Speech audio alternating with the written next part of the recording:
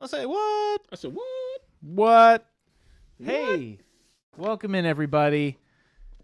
How does that make you feel? What's today's date? Thursday. Thursday. That's right. Thursday the something of It's something. Therapy Thursday. Oh, it is Therapy Thursday, and I remember to hit the thing. I thought that was super intentional. We'll take that. Hey, welcome in, everybody. T. Schmid, Paint Liquor, It is Sarcastic, Fart Box Friday. Law Dog, Lumberjack, Iterator, Big Bob, Michael Holtz, Dunbraz. Thank you, everybody. for Hello. hopping in and being a part of today's Hi. stream. How we doing? We're doing good. How's the world looking out there? I was out there.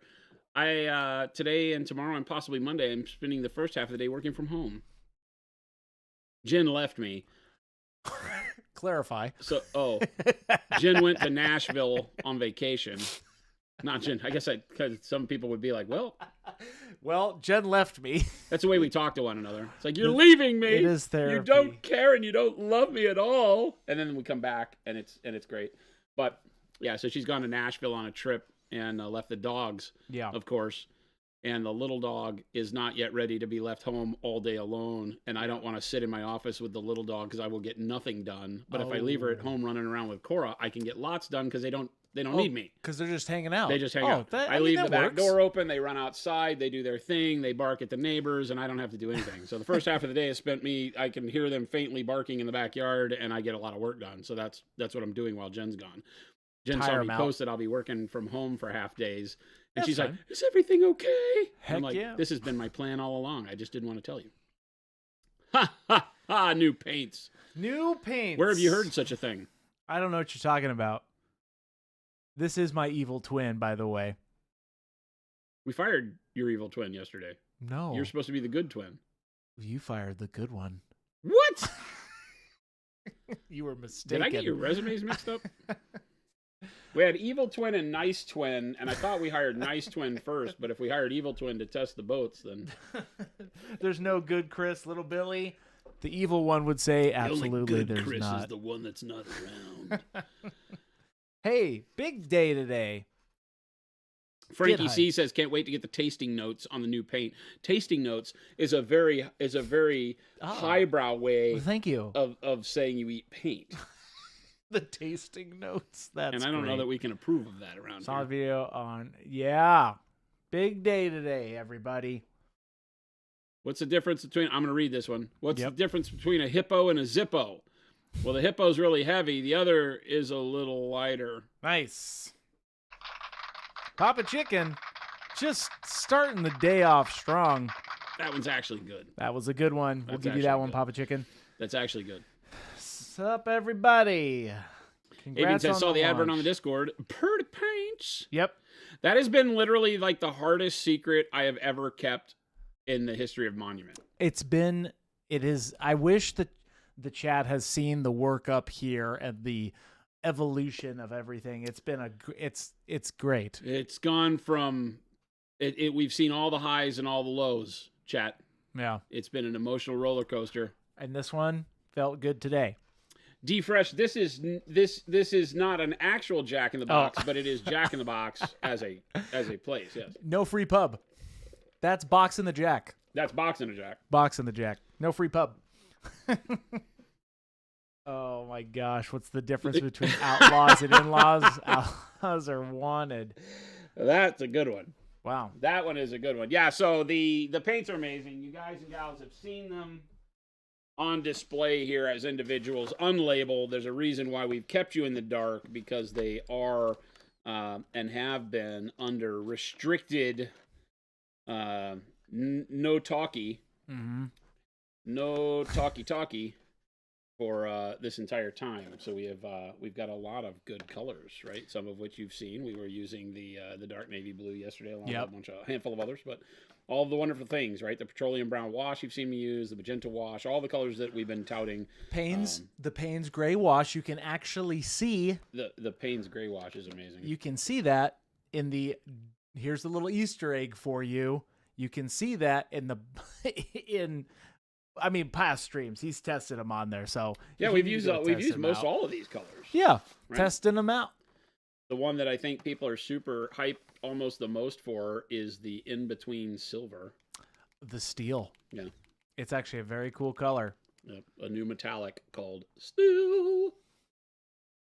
So will AMP Iterators asking, so will AMP suggest color combinations from your set for specific games of theirs? So they already use, okay, so this, okay. Maybe a little history lesson. Number one, all of these are new colors. So think of this as a Atomic Mass game signature set, right? We are just going the extra mile with them to rebrand, give it its own look so that when they use it on their live stream and in their tutorials, they can use a product, because as a bigger company, I don't know if, you know, Atomic Mass Games is owned by Asmodee International, right? So much bigger company, much bigger rules, much larger properties and licenses they're dealing with. So they have all these legalities that they have to work around. And in doing so, being able to have a paint that has their logo, right, and is branded with their in-house stuff is really cool for them to be able to have Dallas paint Iron Man and use colors from there. So it's a big marketing thing. It allows them to do some stuff, but they didn't really have a want to make their own paints, right? The world doesn't need another paint line. And they're smart enough to know that. But what we could use is some other really cool colors. And so we've been working with them for a long time now to come up with what those colors are. There's more colors that we are not in this release, so they may see the light of day sometime. But it's been a great process to work with them. A great studio. We love those guys and gals. A lot of them came from Privateer Press, the old Privateer Press gang, some from Fantasy Flight, but just a tremendous family of people over there that have grown to feel more like friends than business partners over the time that we've been dealing with them. And so we've been super excited to do this for a long time. It's been hard to keep our lips zipped on what it's all been about. So well, and they're just a cool company. Little Billy, you can beat all the dudes with them paints. It's good. And all the new colors are fantastic too. Vector, I don't believe that's true, right? Asmodee is French, aren't they? And they're no longer owned by the larger group, but I don't know that. I'm not sure anymore who they're owned by. They got sold off and taken public here a few months ago. Yeah, Blood Walrus, has that been you saying that in all the chats? I can't keep up with everybody's names across platforms. Like on Facebook and Discord, there's been one very loud component that has been saying, oh my God, I can't take it. That's, labels are all different. And I've avoided answering because he goes, you know what my answer is, is that we do this on purpose. I talk too much, Little Billy. Oh, I'm a steel trap.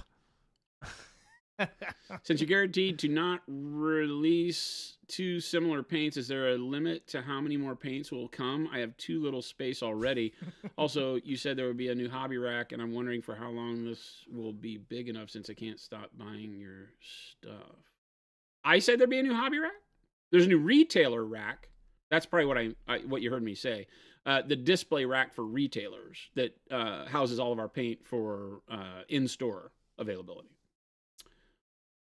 But as far as more paints, you know, I'm a guy that mixes a lot, so I would say not too many more. The main line will continue to strive to be 96. The AMP subline, if you will, is like the Signature Series. So between the AMP colors and the Signature Series, those will probably reach somewhere in the neighborhood of like 72 or something colors on their own.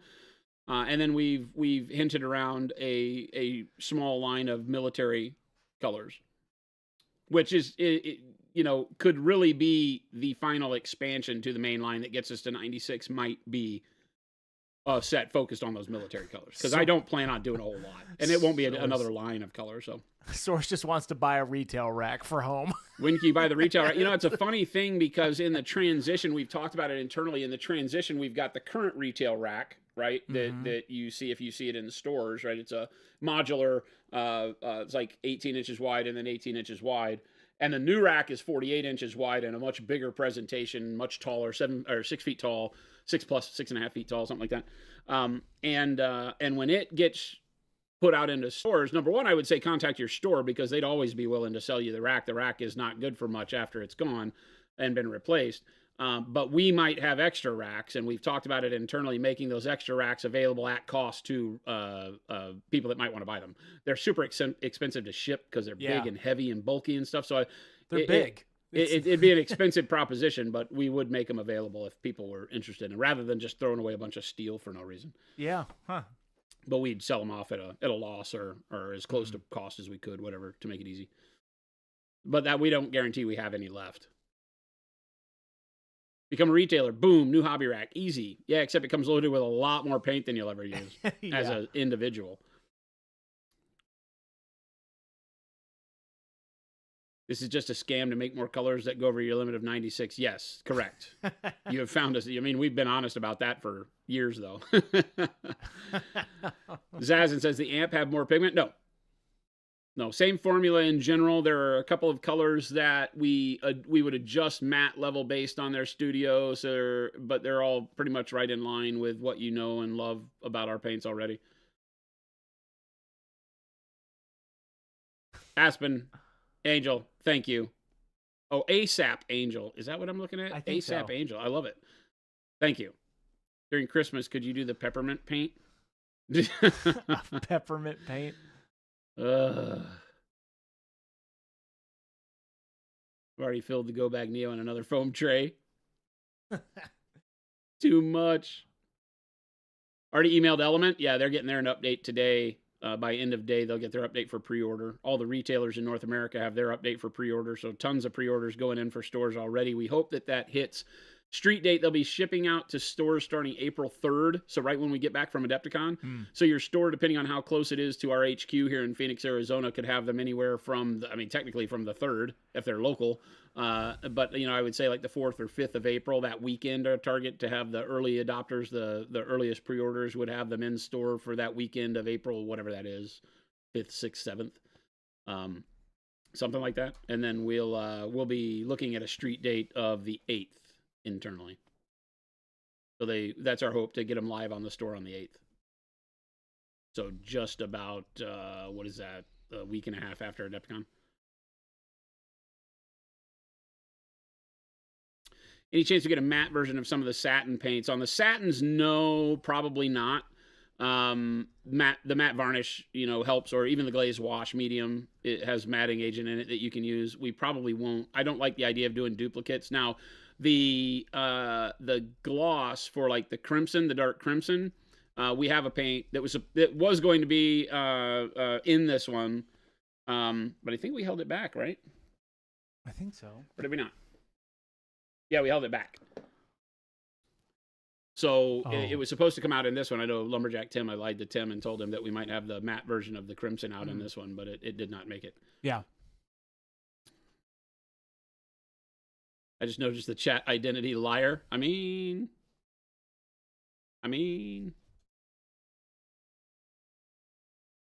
Thank you, Tech Elf. Will the spray primers come to Europe? Yes, that is the plan. That is the plan. We're working on that.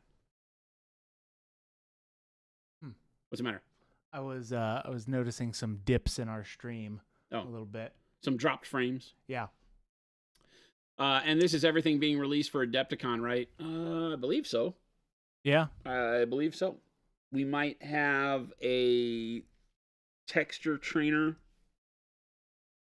but I don't think it'll be available for sale at Adepticon. And then following quick on the heels of this are the heavy-bodied acrylics. I've got some other fun stuff that I'm working on throughout the year, so there'll be a lot more coming in 2025.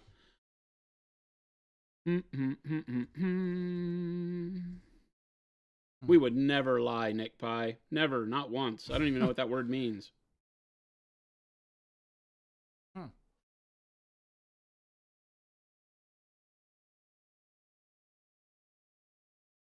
Oh, the new primers. We showed off some of the new primers, didn't we? I think you forced me to. I don't know why. But you pretty much forced me to do that. And I don't understand that. But, you're mean to me, and I get it. So I'm not mean to you. You're pretty mean to me. What the? That's the thing you drink from. That's my drinking water. And it's horrible looking. Remind me not to drink that. I'm going to put that out of grasp range so I don't know what got in my cup, but that's not drinkable. I don't know what got in my cup. It sat there on my desk overnight, so who knows? It's like ceiling tile droppings. All right. Here we go. Here we go. Here we Wow. go, chat. Some bright neutral gray, because we're painting gray-ish white fur on his shoulders. That's what we're doing, chat.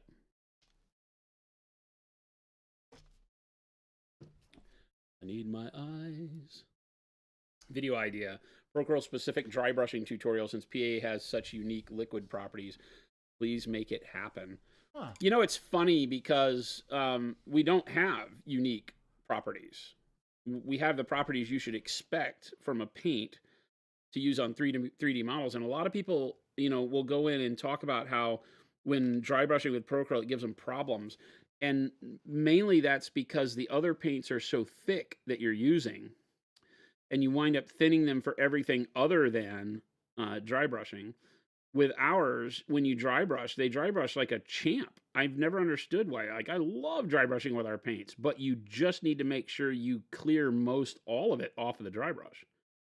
If you have too much paint on the dry brush when you go to swipe it across the model, because our paints are a little less viscous, right? A little bit more fluid already, lighter weight, then, you know, you won't get that same edge detailing. It'll become more of a wet look, right? Kind of like what Byron from Artist Opus does when he does his smudge brushing. It's not really dry brushing. It's using a wetter dry brush, right? They have their little wetting sponge thing and they wet the brush, right? So you can do that. Our paints just kind of start with that as a feel. So, but they dry brush amazingly. We can do a video about it showing and telling exactly what I just said, because if it prevents people from having problems. Again, the biggest issue is that people use every paint the exact same way, and that's not how you get the most out of products that are completely different. And Procurl is a different product. If you try to use it the same way you've used every other hobby paint you've ever had, you won't get the best out of it, right? Because we made Procurl to defeat all the problems that normal hobby paints have. Being too thick, not being easy to get to do all the things that you want to do technique-wise, whether that be glazing or two-brush blending or wet blending or however you like to paint, right? And so you kind of have to invest the time to relearn a little bit of the wheel when you pick them up, to say, okay, these paints are different. They're going to do different things. But all of those different things are making your life easier, because they mean you don't have to mess around on the palette as much as you used to, right? The paint just works. And it's funny how we get that is kind of by and large the comment that we receive the most, is that your paint just works. Yeah, straight from the bottle. The consistency across all the colors, we are really keen on making the same, whereas other brands, their paints are all over the place. All the paints act a little bit differently because they all have a different base to them based on what the color is, how bright it is, whatever. And we control all that to the point to where all the colors feel almost identical when you're painting with them as far as feel off the brush goes. Some colors are less opaque than others. That's the nature of the beast when dealing with the high quality pigment that we use. Right. But there's nothing you can't do with them. We dry brush with them all the time. I don't even think about it. Like when I'm dry brushing, I don't even think about like doing it any different, but that's because I've been, you know, dry brushing with thinner paints to make sure that it has less of a chalky impact for, I don't know, decades. The question from Source, was the petroleum brown wash also glossy? No. No, all of these current washes are, all of this current line, there are no gloss paints. No effects, no anything. All of them are unlabeled as far as that goes, except for the metallic, right? The steel says it's a metallic paint. But like our gloss and our satins, they call that out on the label, and none of these have any special call outs on the label or anything. The finish is great on all of them. Right in line with the same matte nature that you would grow to expect from us from the main line. Think of them as they are pretty much just mainline colors. A couple of them have a little bit higher viscosity to them, but not like the heavy white or anything. You can airbrush all these paints. They're going to be perfect for anything and everything you want. We have some subs, Super Bleeder, and Skinner and Scrap. Thank you. Thank you all for those subs. We really appreciate it.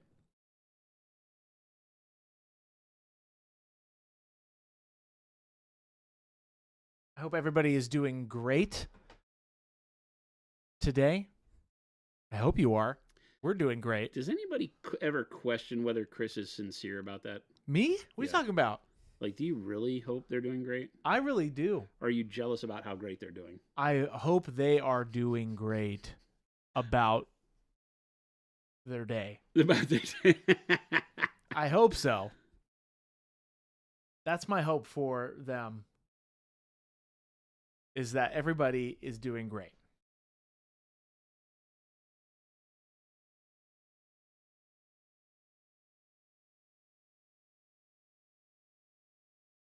I'm super excited to see how the paints do at the show. Mm-hmm.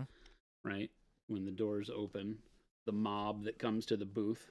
See how excited everybody is. We generally get a really quick pulse on the world in the first, 30 minutes from the doors opening up. Yeah. All right, I'm going to take the bright neutral gray down to a glaze, right? So very thin, so that I can then use it to come back over the higher spots up here. I've taken the time with the first pass to pick out the individual hairs. Ooh. What was that? I'm liking your workup. Very simple, right? This is just the dark warm gray into the slate gray, which is from the new amp set. Yeah. Into the bright neutral gray, and the bright neutral gray is my white, right? But it's going to give me a dirty brightness because of the gray component, and that's going to be, the final glaze that I put on here. I say final. We could go to transparent white too, but I like the idea of this being a little duller, and then I can use something like white blue, although I use white blue on the sword as the final highlight, so I probably don't want to go too heavy with that anywhere else. I can use one final bright color up here to give some punch to the hairs on the high spots. But for now, just the bright neutral gray works really well. And this is just a lot of water on the brush, right? So I only wipe the brush. You can see the wetness on that. Mm-hmm. On the dark brown part, you can see the shine of the wetness that's still on there. And then the paint that's on there is all because I just only wiped it on the paper towel once. Take most of the material off on my thumb like I do, so that when I come over to the model, I'm not flooding the cracks and crevices, especially on something that has this kind of a texture to it. Would be really bad if I overloaded it with wetness, because that wetness has nowhere to go except down in between the sculpted fur. Mm-hmm. And if it does that, then it's going to overtake all my shadows, right? Which is the darker grays that are there.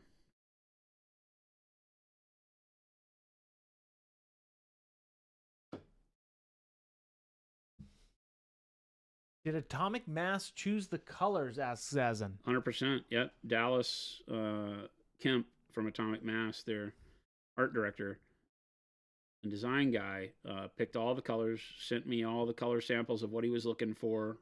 Then I worked back and forth with him to achieve colors that were close enough to give him what he wanted, but also would fit our range and wouldn't be identical to colors that we already have, right?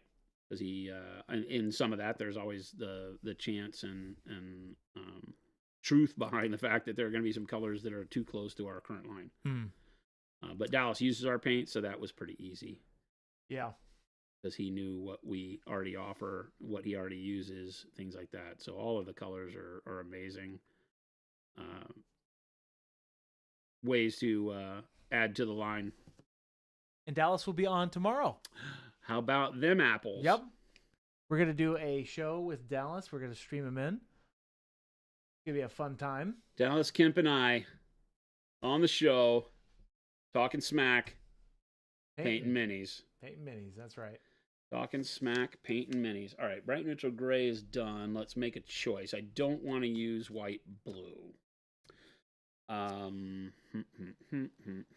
We used bright green blue on the sword yesterday too, so I kind of ruined myself on that one. So we'll use some of the older colors.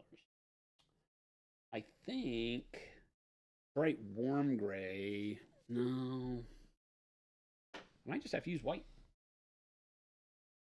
We might just use white. I like it. Might have to use white. Good old bold titanium white. Can't be worse than Chris and Jordan giggling all stream. Mo, what are you talking about? I don't giggle. They giggle a lot. See? It comes out at the most inopportune moments. The most inopportune moments. We're in a very serious business meeting, and Chris is just over there. I don't do this, chat. I don't do that at all. It's a little insane. It makes us all wonder. What is this mini? Yeah, I'm going to let you tell him today. I'm done telling This is from a new game that's coming out. It's on a Kickstarter. Partha Wars, not Promethea Wars. Partha Wars.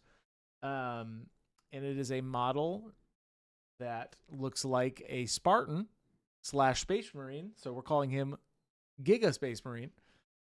Giga Spartan? Spartan Giga? You're really, really failing me here, Chris. I'm so sorry. I'm on another planet right now, chat. And Chris has been burning it at every end. Big kudos to Chris and the whole marketing team, because they got all of those announcements put together and out in a very short period of time while planning for Adepticon. The world around here is just crazy right now, as you can imagine. As con season really jumps into full effect, it gets nothing but insane around here. It gets a little wonky, but that's okay. We wouldn't prefer it any other way.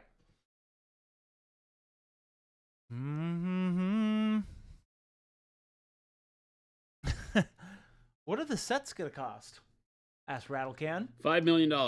That way I only have to sell like 2. That's right. Surprise, chat. Oh, you all didn't get the memo? These are made of pure things that would cost the set to be $5 million. Yes. Yes. Dealer's weapons choice. Grade plutonium That's in right. these paints.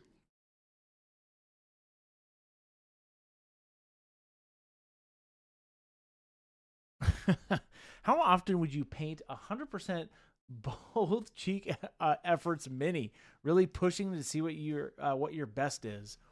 Both cheeks effort mini.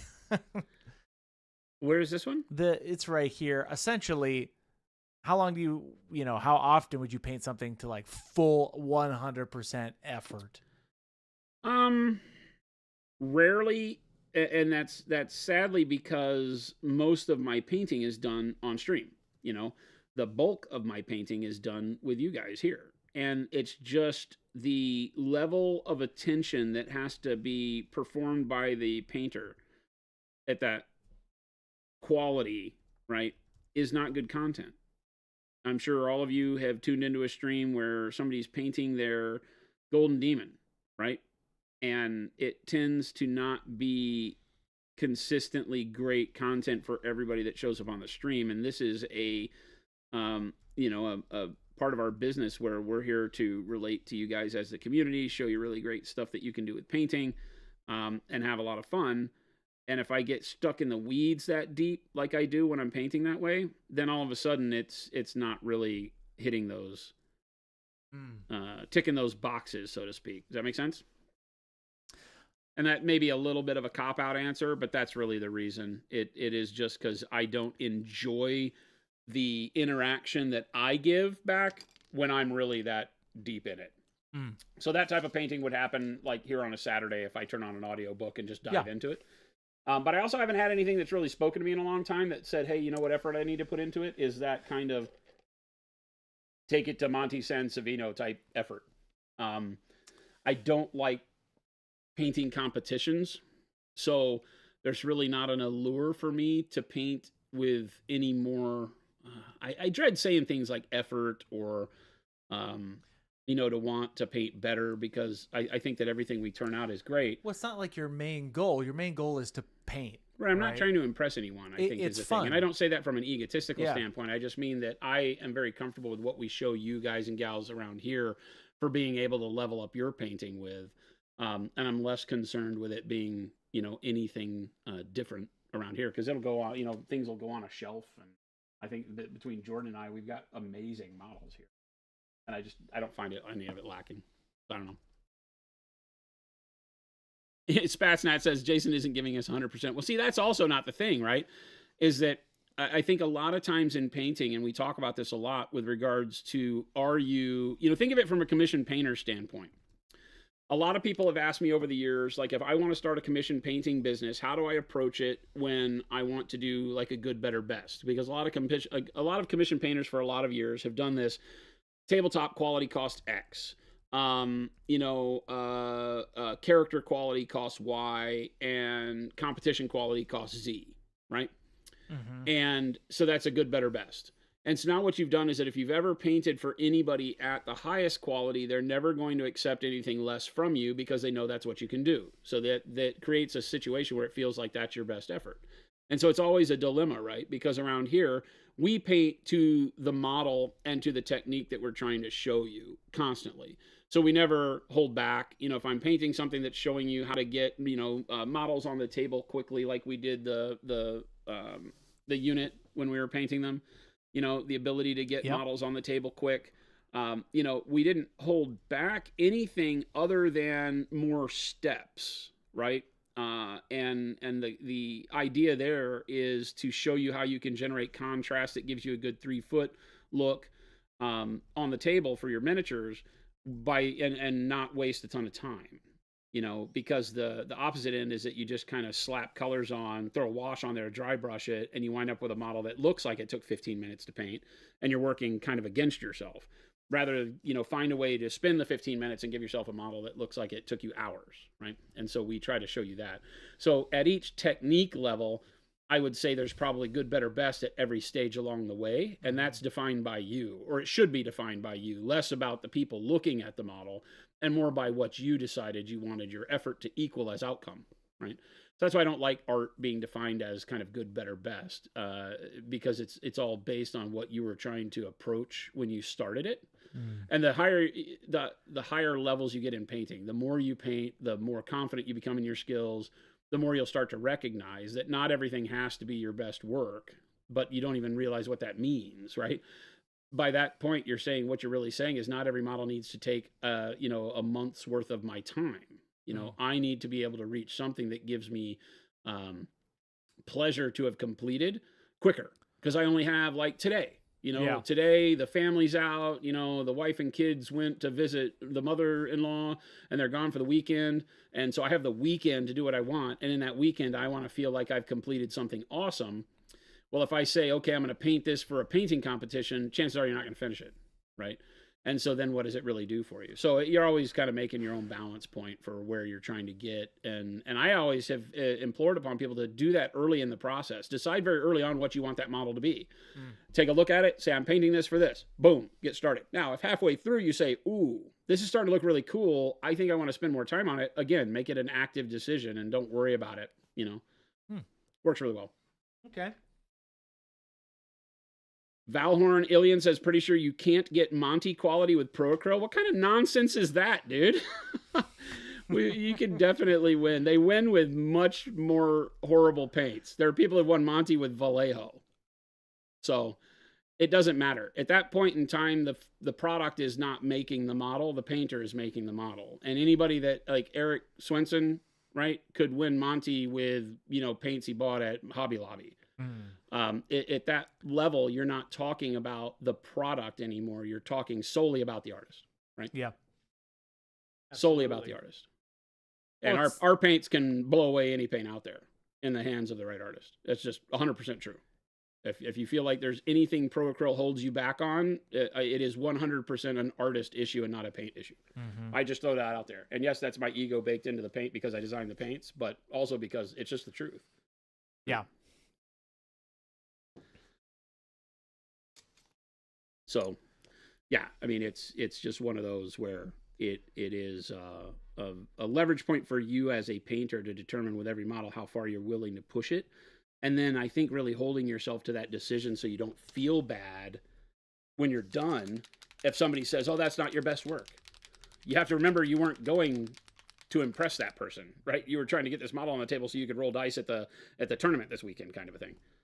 That's always a big deal for me.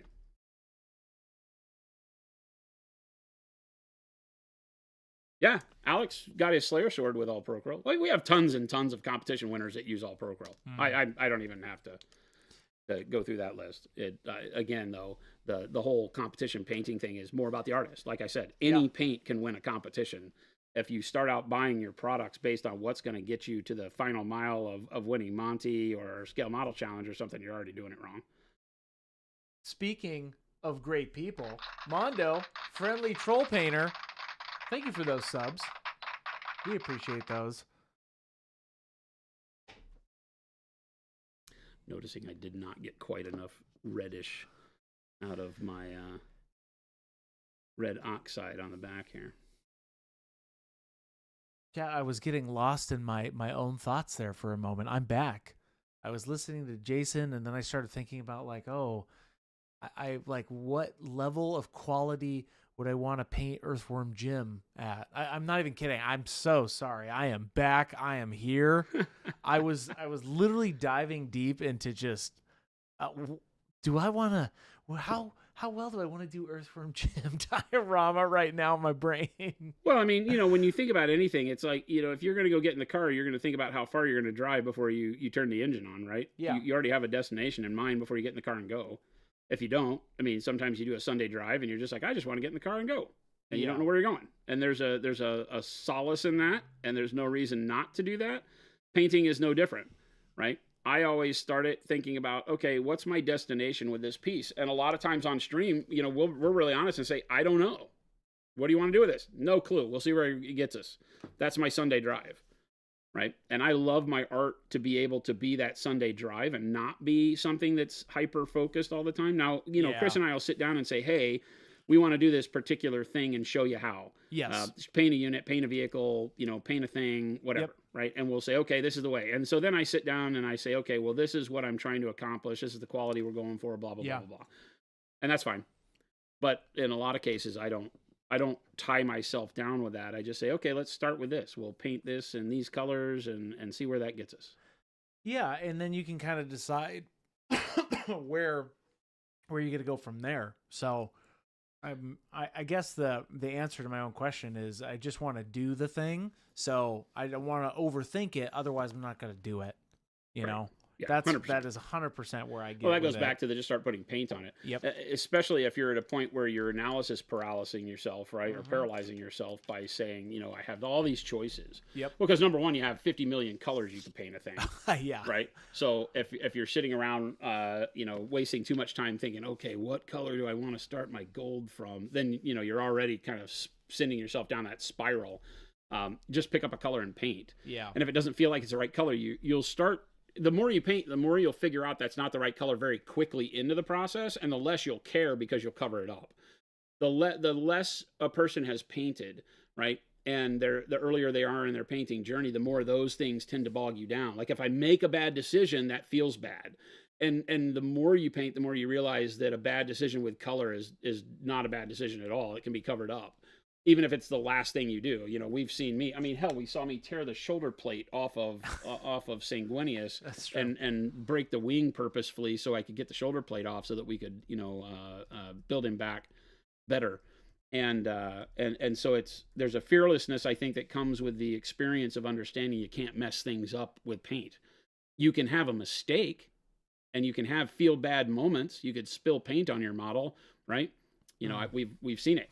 Oh, I've done it all the time. I've swiped a color across the model because I'm sitting here talking, and sometimes I go, and when you do, and I'm like, I still had paint on there, and there's a big, red swipe across a thing. And it's like, okay, well, I guess we're showing you today on how to repaint gold, And that's the reality. Like, you can't control the outside things that might end up doing that too. So anyway. I love the both cheeks part. Pop Chicken says, would you rather go both cheeks with Earthworm Jim or Smell? I don't. That's a great question. That's one where the quality of the model sometimes makes the decision for you. And Smaug is such an imposing model that it doesn't make sense to do him quick. Well, you can't just base coat dry brush Smaug. I mean, there are probably people that have. It feels bad.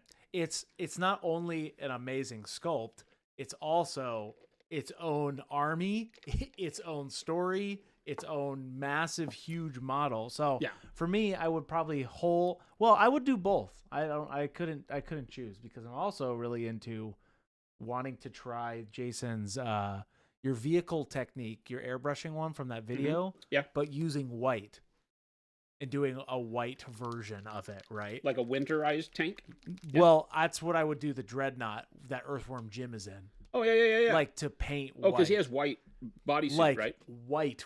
Yeah, like and pure blue. White. White and blue is his white, blue, and gold. And gold, yeah. And then his red gun is very prominent. Yeah, so it's something where sometimes the model picks, that's true. Sometimes I would not be like, if I were right now, Smaug was on the table for me to paint, then it would be a deal where I couldn't do Smaug. Smaug is such an intimidating size-wise model. Yeah. Right? That my laziness starts to kick in and I start to have that, okay, how do I show you how to paint a huge model like this quickly? How do you hold it? Yeah. Like, that's the other thing, like the logistics of the tail and all of that. It's very difficult to hold. And I didn't want to sub-assembly anything, so it just, 100%. It's a daunting model, but sometimes that gives you the idea to say, okay, how can I paint this thing quickly and still get good quality? Yeah. What tricks would I do on that model? And that would be an interesting one to look at. Yeah. So that might be how I would attack Smaug, and still make it look good. So again, it goes back. It's a very interesting conversation. We have it a lot, is how to make sure that, because there's kind of a, I don't want to call it a mental stability thing, but it kind of is. There's a mental health portion of painting that, you want to make sure that your hobbies of any type, not just the painting, but that they bring you pleasure, because that's what they're for. And if you spend time fighting them and they give you the analysis paralysis and you spend, at the end of the day, you feel like, oh God, I wish I hadn't even walked into the studio, or gotten your paint stuff out, then it's not doing its job correctly. And you got to make sure that you're making good decisions early on in whatever project you're focused on, so that you don't put yourself in those unneeded situations. Some of us are really good. I'm really good at taking what is supposed to be healthy for me and making it unhealthy for me. Because I'll go so hard in it. Like if I'm like, hey, you know what? It's supposed to be really healthy that I pick up a project and really want to paint it and have fun and remember why I paint models and not stream and do it on the weekend or whatever.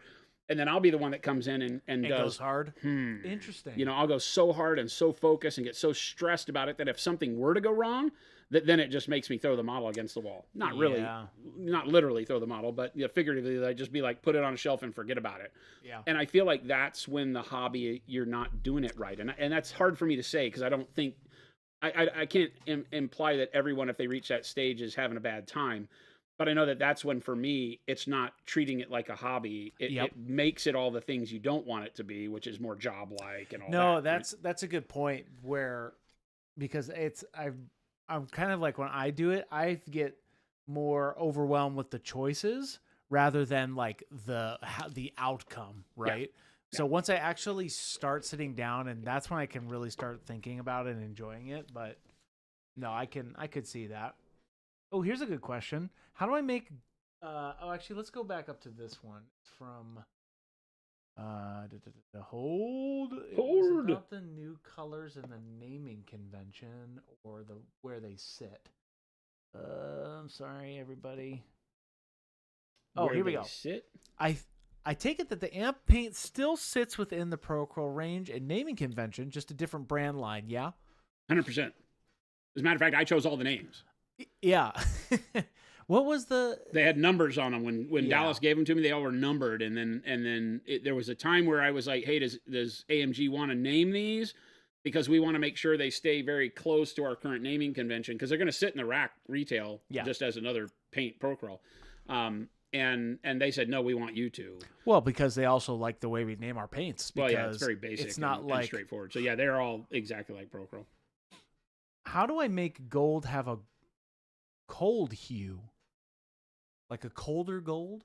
Or is gold normally? You can do it. I would say that this, the Death Knight that I did, is a good example of cooling off gold with greens. So notice I didn't use any oranges here. I used dark camo green, dark yellow green as the base, and then started mixing in the yellow ochre, or it might not have even been yellow ochre on this guy. It may have just gone straight to pale yellow into the yellow green to give the first base for gold. So this would technically be a cooler gold, and more of just a tarnished look is what gives you the cool nature of it. Anything that's yellow is always going to have more warmth, but when you look at these two next to each other, it kind of it defines itself. The one on the left is cooler, right, from a temperature standpoint, just because it doesn't use, where this one uses orange as a base. It still has green as an underpinning shadow color, but then I go to orange, and then I go to the real yellows, right, like the candy store yellows, whereas this one doesn't do that. And yet it still gives you that gold, maybe tarnished bronze kind of a look. It's in that yellow metal world, but it can show you that it could also be a cooler temperature that's set on there. So I like greens for that. All the other colors tend to warm it up. So even purples and magentas as a base for gold will warm it up. Magenta's a very warm color. Oranges obviously are a really good go-to, but when you stick into browns and greens, then you're going to bring those neutral and cooler tones in. As long as those greens are always neutral or cold, right? And I don't mean they have to be blue greens, but they just can't be very yellow. And it sounds funny because I use yellow greens, right? But not things that are going to be more yellow than green, if that makes sense. Here's a question from David. Is there an advantage of the glaze and wash medium versus diluted matte varnish besides ease of use, like retarders and maybe reduced surface tension?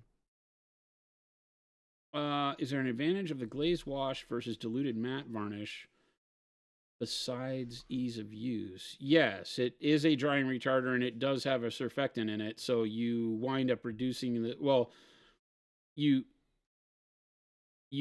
increase, right, the surface tension of the paint, right, which makes it pull itself together more like water droplets, which causes it to flow across and pull itself down into the low spots, right? And you can then add more water, which gives it more of a sheeting effect as you break that up, or vice versa. It gives you less surface tension. You add more water, it gives you more surface tension, so you can break it up and either use it for the glaze or the wash. The more you break the surface tension up, the more of a tinting effect you'll get across the surface of the model, so the more staining you'll get, and better gradients. So it's a lot more flexible. The matte varnish has none of that. The matte varnish is literally just an acrylic medium that has matting agent in it, for lack of a better way to describe it.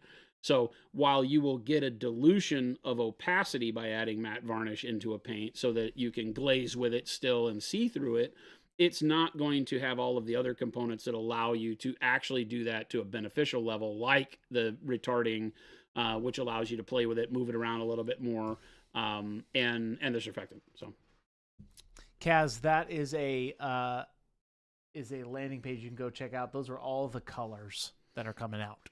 Stupid work. Yeah, if you go check that out, it has all the colors in the set that it'll show you. Yep. Get hyped, folks. But if you have any singles you want to see, we do have them all here.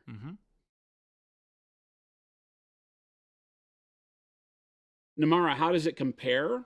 It's a similar coloration. It's just a wash, right? So instead of giving you a paint, because the other one, while being translucent, is not a wash. It stays where you paint it, right? So like we just talked about, this is basically the petroleum brown paint. Although it has a little bit of a coloration difference to it, but close enough for government work. And then it's a wash, right? So it's meant to take a wet brush, paint it on the model, and it's going to shade the recesses and give less staining strength on the surfaces. So it moves like a wash. Same with the magenta, right? The magenta wash, the Payne's gray wash, right? And the brown gray wash. Namara's asking, I rephrased poorly. Does it have the gloss still? No. Nope. There it is. Nope. All of our washes are formulated. All of the amp colors are formulated like the main line. Can we please see slate gray along some side of the other grays? Curious what its value is. Yeah, so I would say let's grab slate and like warm gray and neutral gray. So neutral gray on the left, slate gray in the middle, warm gray on the right. Right. So you can see it's a much cooler gray. Yeah. Its value is in league with warm gray. A little bit darker, obviously, than neutral gray, but not quite as dark as the dark warm grays or the dark neutrals, right? So there's dark warm gray. Oh, that's great. Yep. Right. So the slate gray and the cool gray are fantastic additions to the line. Nymera, April is when they'll be online. The slate gray was the perfect way to add into the dark blue, for the sword yesterday. It just made that so easy. It's like a natural mix of what I would normally be doing with, like blue black and pale yellow or something like that. Not quite that yellow, but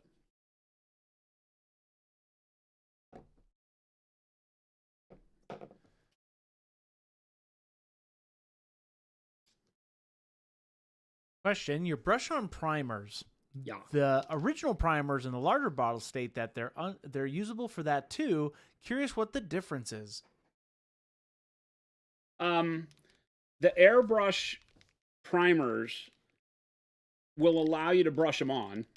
That first layer goes on kind of like you're painting with milk. It's not opaque off of the brush, and you either glom it on really thick to get it so, or you have to get used to. So for painters that are experienced, they know it works very well. You can paint it on there. You just don't expect that first layer to have great coverage, and then the second layer gives you exactly what you want. For newer painters, having a product that primes as close to one coat as possible is what we were going for with the brush-on primer. So they're going to give you more opacity, heavier viscosity. They're not for airbrushing. You won't put them through the airbrush. And it just has a better brush feel. Still lays flat, no brush marks, things like that, but it gives you a very easy way for a newer painter. That's why we also do them in the 25 milliliter bottles like the normal paints, so that we could create sets like a starter set that had a black primer and a white primer in it, so that if you were picking up, you can see where my head is going with this. So if you were picking up paints and painting models for the first time, you get that one, and it just works on the brush. It's not a struggle. Because what we were finding is that newer painters that don't have access to an airbrush or weren't spray priming and familiar with all of that, and they picked this up saying, hey, I need a primer. So they grabbed the primer and they grabbed the airbrush primer, didn't have an airbrush, started painting with it, and that first coat scares them.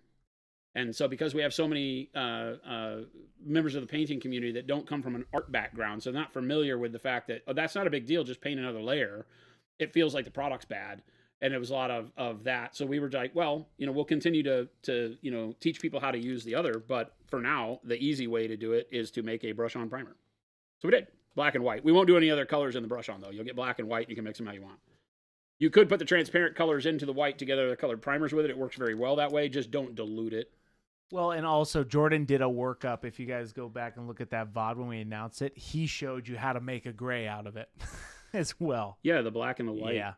Are tremendous. What are you doing here, Jason? A little dark umber. He's got leather belt goodies. He's got a Batman belt.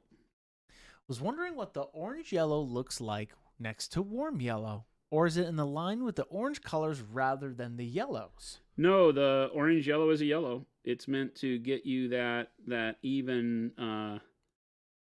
warmer than warm yellow feel.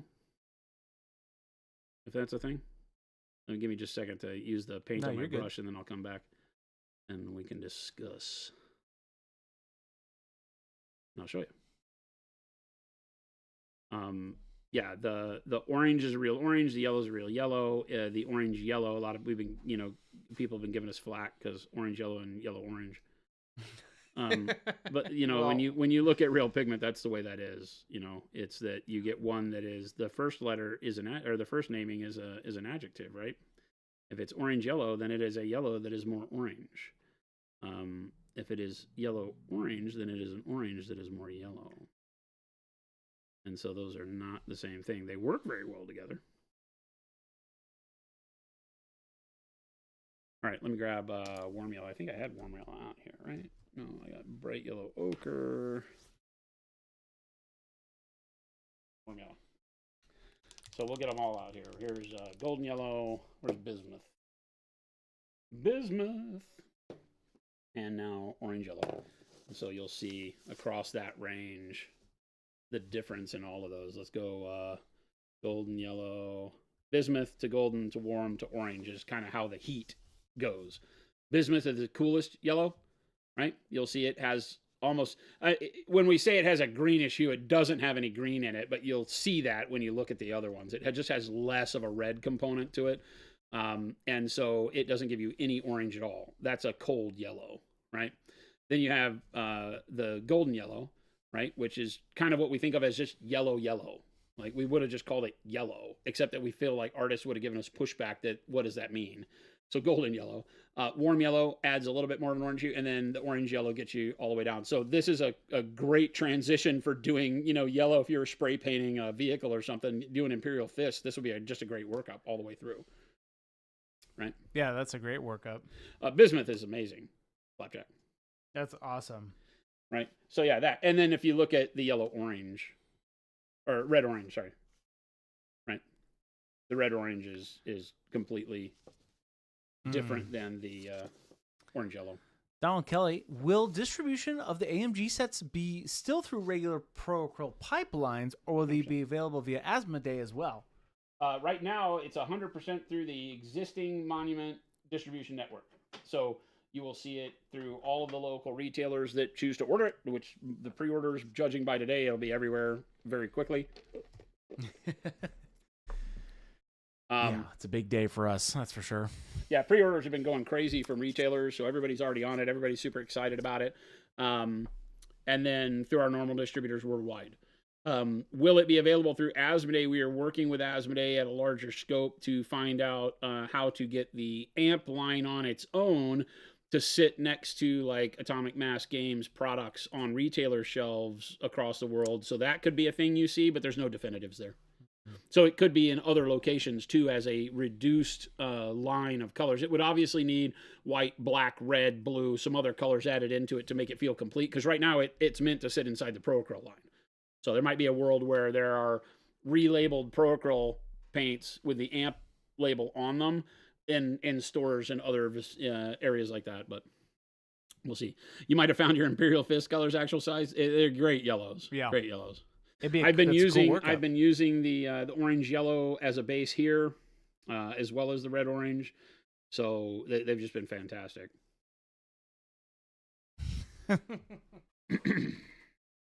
Nice Chris was the chosen one.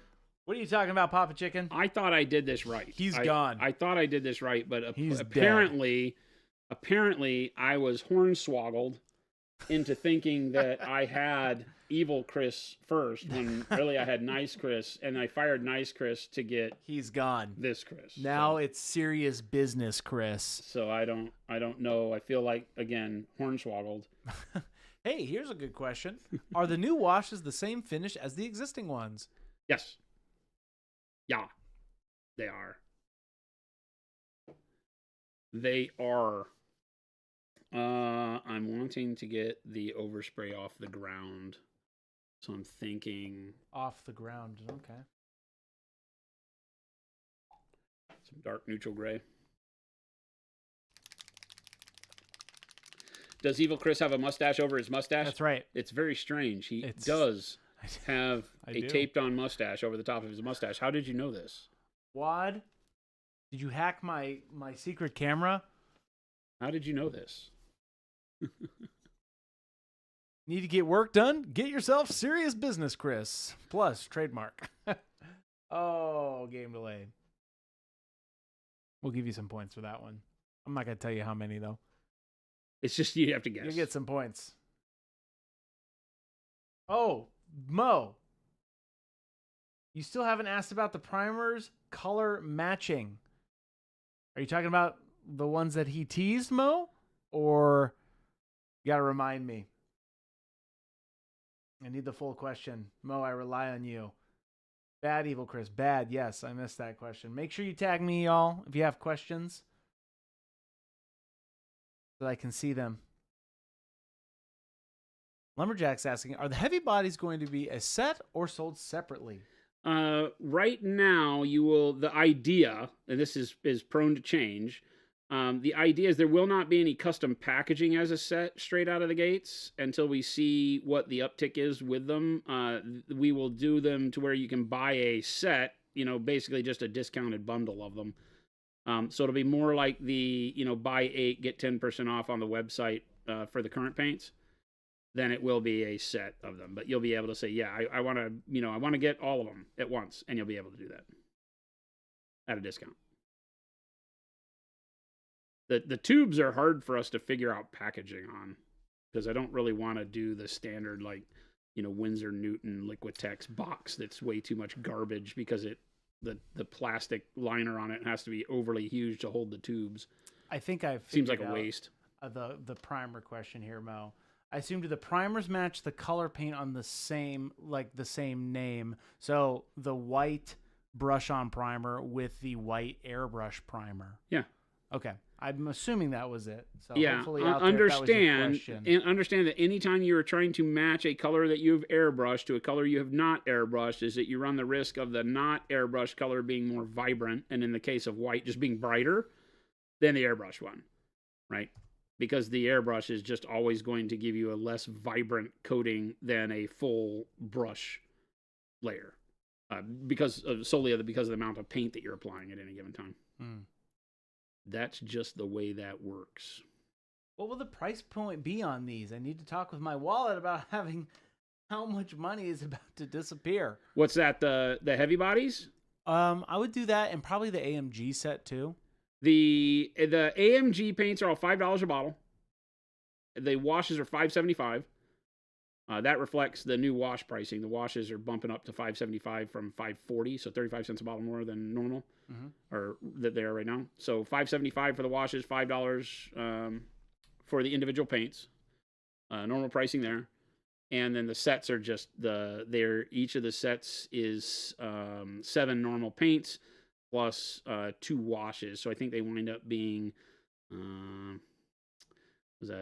I'm not looking at the pricing, so I'm going to sound like an idiot right now. That winds up being 7 times 5 is 35.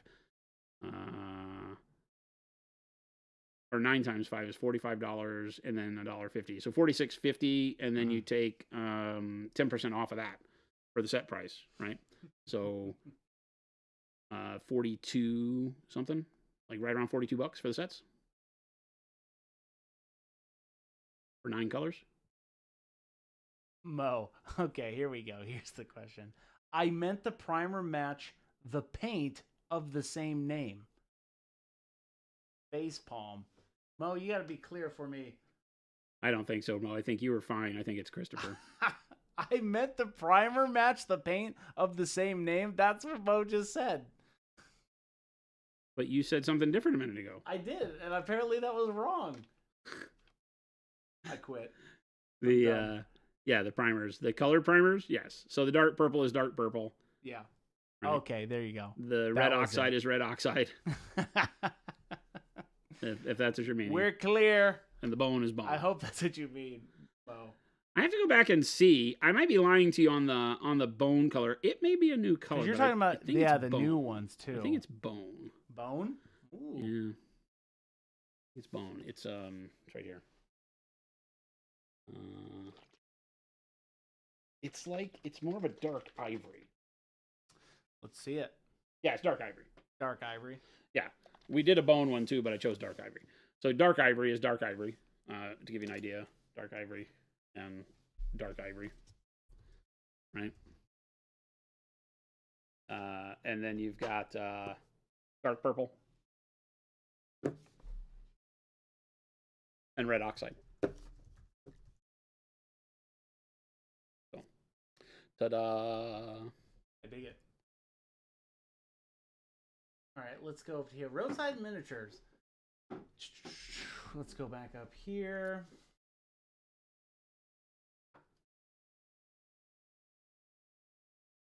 Getting ready to go to the beach and see. Okay, let me go back up and make sure I've got this right. Scrolling back up because now everybody's on me for making sure that I get these questions right. I'll take you all out, chat. And remember, chat, we're faced with a lot of questions today. Beach, so if we miss it, make sure you retype it. Beach team bases for some Terminators. I am summarizing this. My plan for the water is to add some blue, green transparent to do some light molding paste for the water. Is that a good plan, or would you recommend different colors to achieve the watercolor? Am I seeing that here or no? I'm going to bring it up for you right here. Hold. Here we go. Getting ready to do a beach scene basis for some Carcharodons. Your plan for the water is to add some blue and green transparency, some light modeling paste for the water. Is that a good plan? When you say modeling paste, I'm not familiar with this. Like if you were doing like a two-part epoxy for like resin for the water, then I would say yes. So if it works like that, then yeah. Be careful.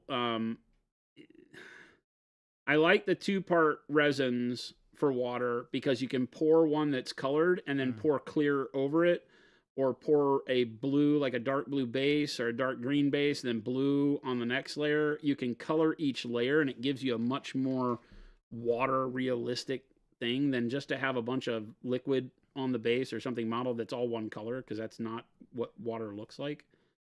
So my reality vision kicks in, and I want to say do it in a way you can layer your color up one after the other.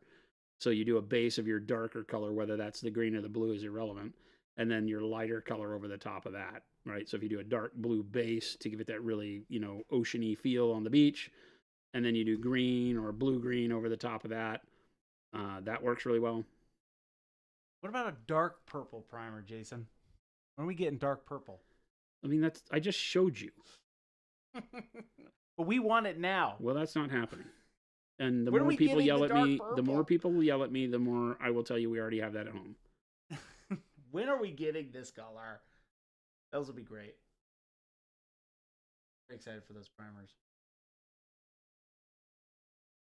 Oh, that helps so much. Skinner's asking, was wondering, I have noticed that the metallics like bronze are quite gel-like. Are they the only paints from your line that I think 100% need thinning? Is this how it should be?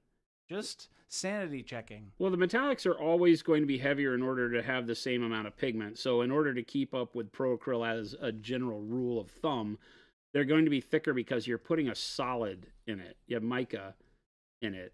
And so, yeah, all the metallics are going to feel thicker. When you say, do you have to thin them? I use more water on the brush when using the metallics, but that does reduce its opacity a little bit. So you just have to be careful, right? The nice thing with them is they lay super flat once they dry, so you don't have to do anything with. God, that helps so much to just get rid of the overspray. It just makes the model look more complete instantaneously. It does. Yeah, I don't know it, Roadside, but if you feel like it's something that's like a liquid, you can mix color with it and pour it, I would just do it in 2 layers minimum, probably 3, where you can do the dark one, the light one, and then a clear over the top. So it gives it depth, right? Liquid. What about white metallic armor, ask Kaz? Like white gold, whiter than your white gold paint. Ooh, that's very, very so white with the metallic medium over the top of it is fantastic. The metallic medium is a low opacity metallic, so it doesn't have a whole lot of coloring to it, but it has more metallic than any of the metallic paints, right? Because it's built to add paint to it. So if I were to take the metallic medium here, I don't know if mine's open or not. No, oh yeah, it is. Look at that. Right, so I'll put a glob out on the palette here. And then if I were to just take that, very little to no dampness on my brush, and I paint it over my fingernail, you'll see that it is very milky.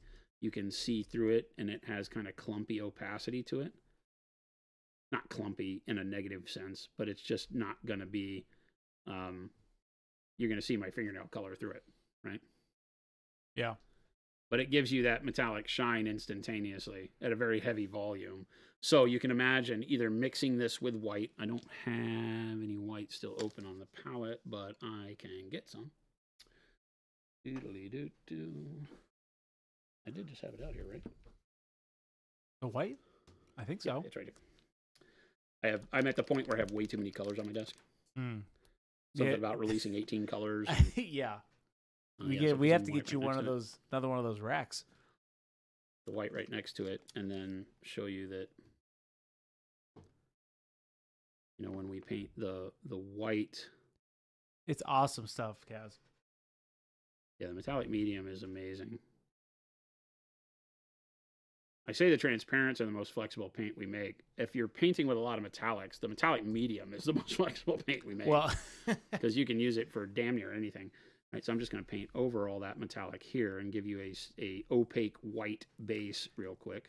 And remind them of the ratio. Is it a 50-50 normally, or? If you're mixing it, I typically start with 50-50 to see how I like it. Okay.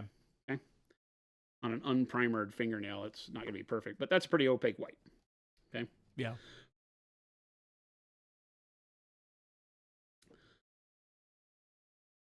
I'll paint a little more over here, and then we'll put some metallic medium over the top. Because the way you would do white metallic is you would paint the white and not mix the metallic medium in, and we'll do the metallic medium over the top. Right? So you can see it's a dead matte white. So it's our standard titanium white. It's just matte finish. I'm going to go back to the browns that I was painting. Let my fingernail cure for a second. But you can mix the metallic medium in with colors, or you can put it over the top of colors when you want a brighter feel, because it's almost like a bright white platinum metallic on its own. You can use the metallic medium to highlight silver. It's so bright. You just have to do a couple of passes because, as I showed you, it lacks opacity.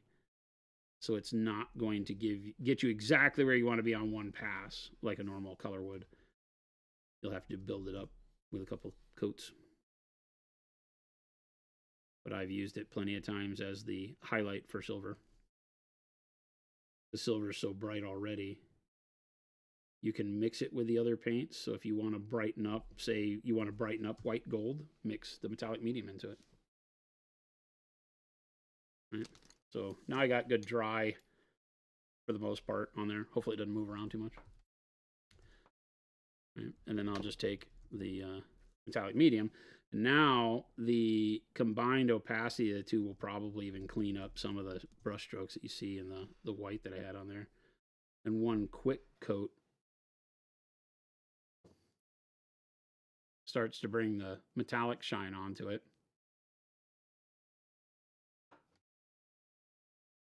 Let that dry. Paint some brown. I got a routine here now, Chris.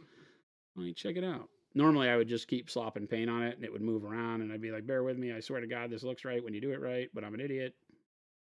Now we're doing the smart guy way.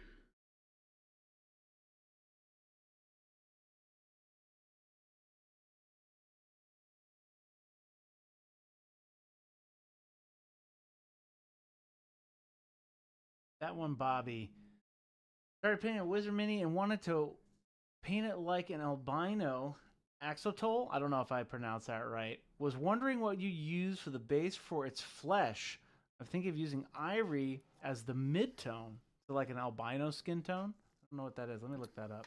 Well, albino's white, colorless. Yeah, I don't know. Right, lacking pigment. And so the thing that you have to take into account. Oh, okay, I see. Yeah, get some references. Albino skin is very pinkish. Oh, okay. Here we go. Lots of pinks and yellows. Yeah, see, exactly. Lots of pinks and yellows, because what you're seeing is the fatty tissue and the blood vessels underneath the skin. Because your skin is as close to clear as you're going to get. It feels like rice paper, like if you're painting rice paper. So would ivory work? Yeah, ivory would work. My underpainting techniques are the way to go there. Using magentas, reds, greens, yellows, things like that first. It's almost like transparent. and then going back over the top with like a transparent white. Yeah, it's like it's very transparent. It's skin. not really white though, so ivory is the better choice most likely. But you can do that, or if you prefer and you don't like glazing and working over underpainted layers with thin translucent top coats, then you can definitely mix colors, and the colors you'd be looking to mix in with the ivory over the course of that would be, the various magentas to give you that pinkish blood under the skin feel, and yellows. Random bits of yellow. Because what you're trying to do is replicate the color of the guts. As gross as that may sound to some, that's what you're trying to do, because nobody's skin is completely opaque. Well, like elephants and rhinos, right? But human skin, not opaque. And so you're always going to see the stuff under the hood. And what that stuff is fat cells and blood vessels, muscle tissue, things like that. So a lot of pinks because of the blood vessels and everything. And the yellow is what I choose to use, like greenish yellows are my colors that I tend to use for fat. So when you see me underpainting for faces and stuff, we use a lot of bright yellow green, because it has both. And it's a vibrant color that survives putting something like ivory over the top, which could look really cool. Dark purples for shadows. Royal purple has become one of my fast favorites for that. I do like a good royal purple. That's what we did on the lion, right? Or Antonio El Tigre, as we so lovingly call him. When I underpainted his face, oh, yes, his face, yes. The other bits were dark purple, but his face we did do royal purple. The ogre Mawpack, or whatever they're called, Gorger Mawpack. The Gorgalors. We did not. When we were discussing that, we were discussing how I was taking a lot from albino style skin to come up with the colors for them, but I didn't want them to be completely albino. But I did want that we stay in the shade a lot, right? We're not out in the sun. So there's not a healthy look to it. And, using in this case, the dark purple in the shadows, the dark magenta is what you'll find in for my blood under the skin, the pinkish tones. And then on this one, it was olive flesh tone and like bone and red gray, things like that give you really muted coloring, but allow for those others. You won't see as strong of a yellow presence as what I think you're going for, but you can imagine if I would have used more yellow, because I only used a little bit of yellow on the shoulders and top of the head to come through, but it gives that same kind of feel overall. If you want to punch in like a super zoom, you can see some of the yellow like on the top of the pec there, shoulder, that's bright yellow green showing through the top coats of paint. So it gives that same feel of the skin is more see-through than not, and just has a sickly kind of a feel to it. And like I said, I like olive flesh, which is in the vein of ivory, so it works the same way. I love olive flesh. It's a great color. It's my favorite color. You use it to dry brush everything, don't you? That's it. Just ivory, olive flesh, things like that. I do love olive. Slap a little bit of olive flesh on everything when I'm done. Brings me happiness. Here's a question. I'm about 1/3 of the way through Color and Light. Are there any other books you would recommend for someone who also leans into the more realism style of painting? I remember you had mentioned that book a while ago. Yeah. I'm horrible with reference material like that because I just don't study that way. I've heard that book is on my list since you had mentioned that. Color and Light. Yep. Yeah. So I think, if you're still in the realm of color, then I would look at things like, the way the masters used color, Verdaccio and the various techniques that like Da Vinci would use for, that's going to give you a reference for material and lighting as well, and just studying, but that's going to be, I think, more of a visual study. Again, I'm not a properly schooled artist, so I don't know the reference material. things like anatomy books are great. Hogarth's Dynamic Anatomy is one that I always pull up because it talks about line weight. It's for illustrators more so than anything. Not a lot of color reference in there, but it does have line weight and illustration techniques in there that will discuss. They give you the idea of value, because line weight in sketching is what brings about darker and lighter areas. The thinner the line weight, the brighter the area looks, the heavier the line weight, the darker and more in shadow it should be in general. And so it has some line weight things in there that talk about, and when you see the bodies in motion and the dynamic anatomy and posing that happens in that book, it gives you a lot of understanding when you pick up a model that's running or shooting or leaping, you know, where your contrast should be, right? And how to make that contrast more dynamic and appealing to the viewer. So I think that's a great book. Moon Man. Moonman, that's all the information on our AMP colors that are coming out. They will be available first at Adepticon and later after Adepticon in April, early April. Awesome tech elf. To order. Yes, we're glad that those tutorials are helping you out. Imaginative realism, okay. Okay. Yeah. I think I've seen this in Mo. Is this the one that gives you kind of a fantastical feel, but still keeps things in the realm of not having to step too far out of your comfort zone? Interesting. That looks like a good book. I like the cover. Done. Sold. Got me on the cover. Imaginative realism brings to mind things like Boris Vallejo, Frank Frazetta. Oh.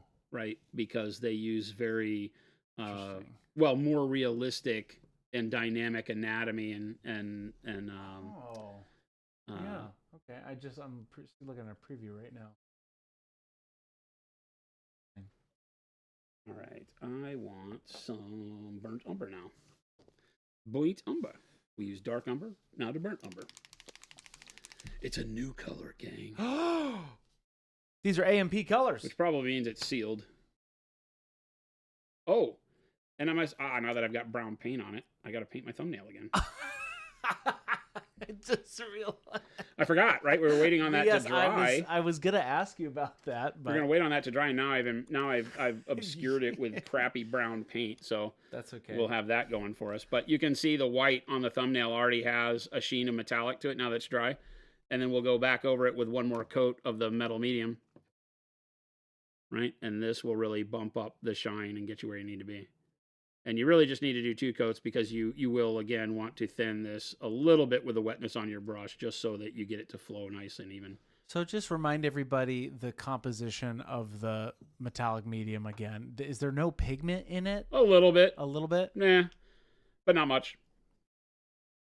The mica flake itself acts as a pigment to some extent, and it has a pearlescent, almost a white pearlescent feel to it.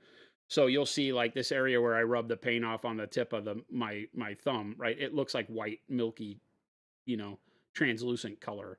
It won't dry super clear because the actual pigment in it for the metallic, I say pigment, the mica in it for the metallic acts as a pigment. But there you go. Now you have metallic white. So that can be as white as you need it. You can do that on any color, right?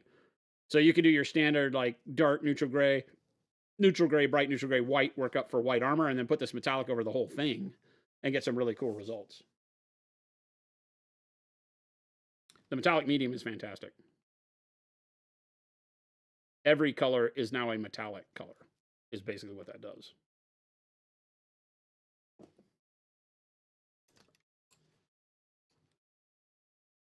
I love it when Chris goes, that means he's not paying attention to me. No, I'm paying attention. I'm not paying any attention to me. That's my line. I have to. And I was even muted during that frustration. That was probably for the best. I have to deal with Jason. I have to deal with you. I have to deal with myself. Chat. So see what we have a to deal whirlwind. With. See what we have to deal with. I'm chat. always listening. You want to punch in on this? Heck yeah, brother! Give us some dynamic punch in. Punch in! The burnt umber over the dark umber is a fantastic mix for browns. Get punched in. Have you ever considered using aluminum in your metallics? I mean, yeah, but it isn't worth it. The aluminum, once you want the colors that we need, because aluminum really doesn't come in a broad enough range of coloring. It's great for silvers. Once you start getting into golds, it's not as flexible as mica. Mica is by far the better choice.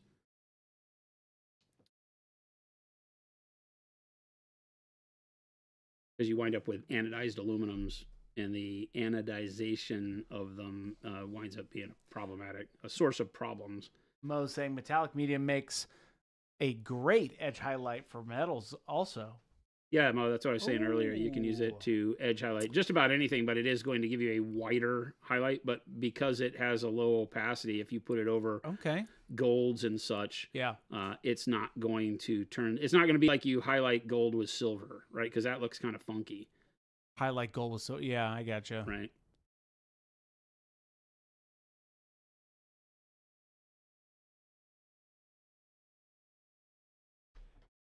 Oh, boy. That's a big yawn for me. Whoa, chat. Wake me up. Christopher, I'm going to need you to sleep at home. And not on the job anymore. Jeez, Pete. Oh, I'm so sorry. I'm back. Wake up. Clap me awake. There it is. I'm awake. Jeez, I'm here. These lazy bastages. Yay, yay.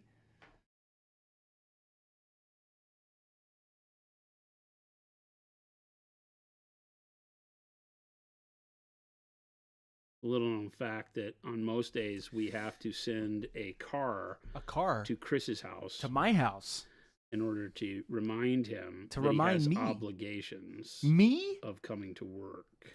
On your dime? Yeah. This has never happened in the history of man. This has never happened in the whole history of man. I am here. Never once. I show up.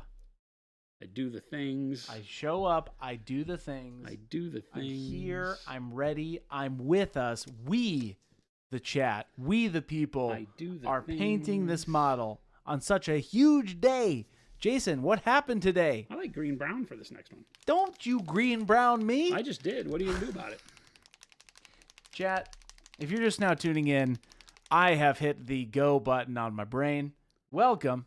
We suffered through this yesterday. I'm wondering when we're going to get real Chris back. We fired this Chris yesterday, and then the Chris that we got to replace the fired Chris, I think is just the same Chris. Good Chris is gone. Businessman Chris is here. I think this is the same Chris. Hard businessman. Remember what I told you yesterday, chat, that we would get a Chris here today trying to convince us that it was not the same Chris. I have to admit, I did think he would use a different voice, but he's using the exact same voice. This is the same voice. I'm the same man. And I am just a man. What do you recommend blending in with purple to continue into highlights without going pinkish from magenta? Faded ultramarine, white blue, or says Chicago Hobby Hero. Okay, wait. Back up. Are you even listening to me? I try not to. Well, here's the problem, Chad. I try not to, actually. Let me say it to you in Chicago Hobby Heroes accent.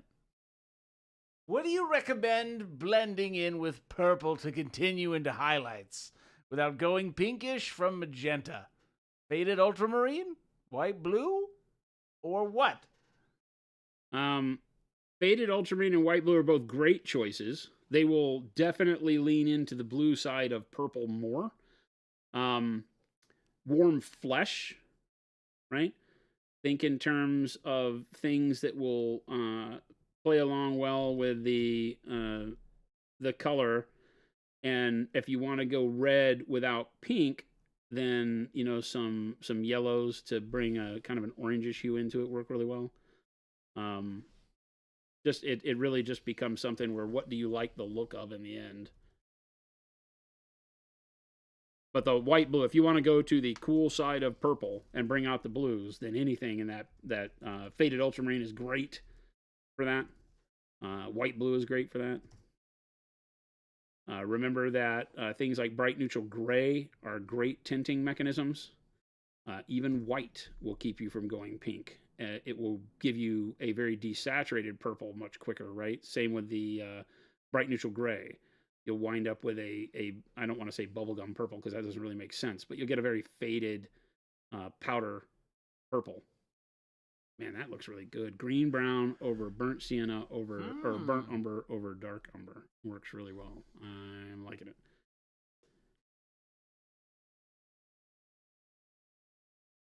Daz and I went to bed early last night. I went from game to game, and I'm like, you know what? I'm done. We teased him last night because he went to bed at like people playing 9:30. Minecraft. I got teased by Minecraft players. Think about that for a second, Chad. I don't know what's happened last night. I went to Elden Ring, got mad, went back to Tiny Glade. What made you mad on Elden Ring? You never said. Just the whole game. Just the whole game. I love that game. That's why it makes me mad. Christopher last night said he can't do Minecraft. And he gave the weakest example of an excuse as to why he can't do Minecraft. He's like, I just can't do it. I can't do it. I can't do it. But you're playing Elden Ring and getting pissed off and having to go back to playing something called Tiny Glade, which can't possibly be fun or worth your time. No, Tiny Glade is awesome. Sounds horrible. It's so fun. It sounds horrible. I equate that kind of thing to just making like Animal Crossings, right, for me, where it's silly, it's kind of dumb, but I like it. You know, I'm like, oh, I'm just gonna move this plant in my house, and then for some reason, there's no difference between that and doing hard drugs because it's addicting. Doing hard drugs. There's no difference between Animal Crossings and hard drugs. There's no difference. The fact that he knows what both of those are like distresses me to no end. I don't know any of those. I've never played Animal Crossing nor have I done hard drugs. The reason why we get along so well is because you are the anti-me. Anti-you? This is probably true. I'm not anti-you. I'm just the yin to your yang. Chris should just play Noida. Noida? I don't think he's ever played it. I've watched Jason play it. I have not played it. So here's the problem, and Gabe can attest to this. It's such an effort for me to try a new video game. It's such an effort. I don't know why. Chad. It's just I can't. Survival games like the Minecraft, the Forest. I'm going to lean in here. Oh, no. You're going to stare at the back of my head for a minute. Oh, no. Here you go. I'm going to lean in here, Chad. I'm going to let you know that this version of Christopher is most likely one of the most frustrating. Because this is the Christopher that makes excuses for why he refuses to have fun. I don't do that, though. There we go. Okay. I don't do that, chat. I have fun. Animal Crossing's on hard drugs. Nope. Don't condone that. Animal Crossing is better than Minecraft every day of the week, Source. Fired. You are fired, dude. I did. Modded Minecraft is one of the best video games ever made, period. So here's the thing. And this is coming from a guy where some of you in chat may have watched me long enough ago to know at the point where I used to make fun of Care Bears and PvP games and told them to go play Minecraft. I was like, if you're not here to die and willing to put up with the fact that you got to get good, scrub, go play Minecraft. I know. Right? And so the people that remember me like that probably also remember the fact where one day, on a bet, I played Minecraft. And I played Minecraft for damn near 24 hours straight.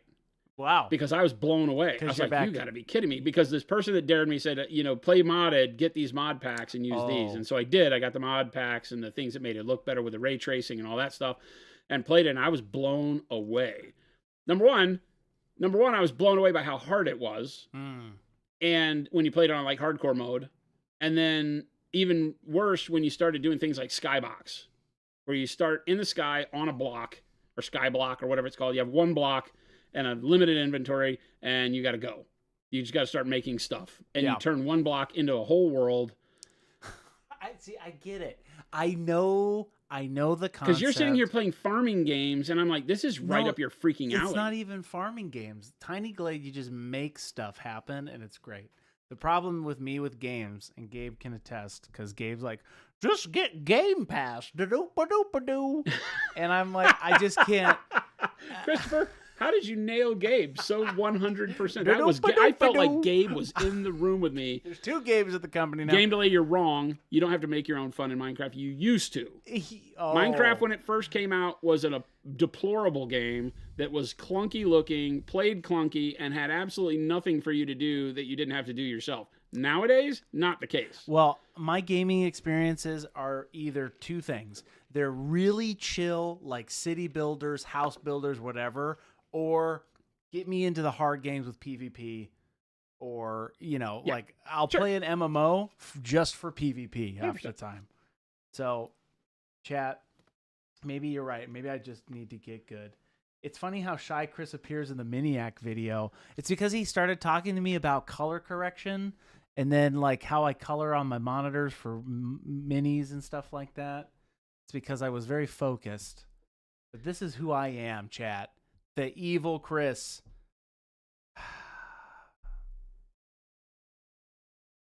I don't play games. We don't play games. No, I don't play games. Yeah, video games are tough for me to try new things. I don't know why.